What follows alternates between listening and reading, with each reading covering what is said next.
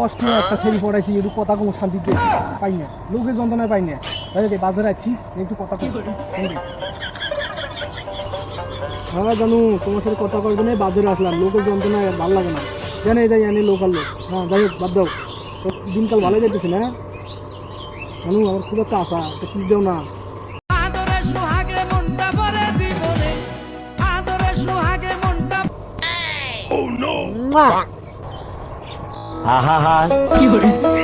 আমি পারি না আর পারি না, আমি কেন মরি না। শান্তি নাই। হ্যাঁ জানো, এই যে বাজার থেকে এখন আইসি আম বাগানে, এখানে মনে হয় কেউ নাই।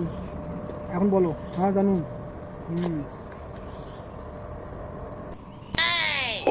রে আমি পারি না আর পারি না, আমি কেন মরি না।